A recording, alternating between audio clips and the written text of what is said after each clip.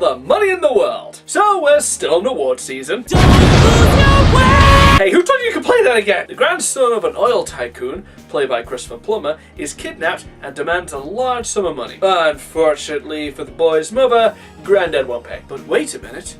Why would a man with all this money not pay for his grandson's hostage rescue? That is a question the film doesn't really care to answer, because I don't really think this film knows what kind of film it is. Is it a character study of this rich old coot and what drove him to make these kind of immoral decisions? Is it the battle of wits between the man and the boy's mother as they clash together for what they truly want? Both of them want to see the kid back safe and sound, but neither one wants to buckle under the weight of the other. Or is it a tense hostage drama, as we see this child struggle to survive despite the fact that he's been abandoned by his own grandfather? It is all of these things, and as a result it is none of these things, because this film feels very unfocused. Nothing feels like it's given that much time or development to properly make a connection with me. As a result, I don't really care that much for the characters. I don't know anything about this kid, so I don't really care if he gets out of the situation, and I can't really say that I care for Christopher Plummer's character. I mean, it's just really not that much to him when you get down to it. A lot of it's just the mum dealing with this hostage situation, and occasionally we cut to Christopher Plummer acting like a dick. But the film doesn't even do that much with him. Just every now and again, guy's kind of an asshole. It takes someone like Death Note. Light Yagami, despicable human being.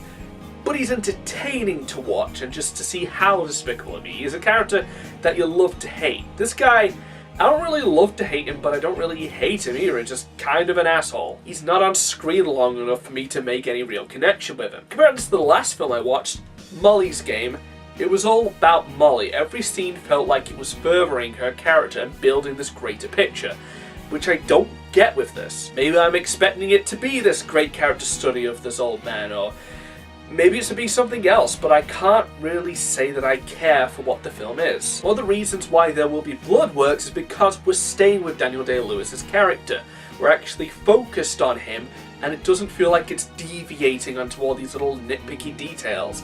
It's focused, and that's what this film lacks. And it's based on a true story, which I always take with a grain of salt, but if that's your excuse for not focusing on one thing in your movie, you might be making your film for the wrong reasons. Lion had that same problem last year, where it started focusing on these things that didn't feel like they fed into the overall story. Trying to include every detail and try and be as realistic as possible, it doesn't always make for the best film, because, yeah, real life is kind of boring like that.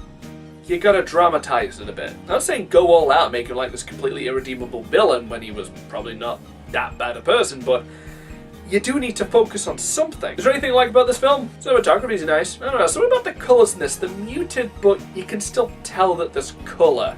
It has a very distinct style that I'm digging. And there's also some pretty cool shots, which I'm pretty sure were CG. Like, there was this thing where they're looking up at the old man's tower, and it's just, it kind of emphasizes right away what this guy's personality and ego is like, just from looking at this building, and I love it when a film can make you pick up on that. And that leads me to the conclusion. It's competent. That's about all I can say. The performances, competent. Writing, competent. The scenes and story are competent, but they're not focused on anything for it to really excel or propel itself beyond just competent. But it looked nice.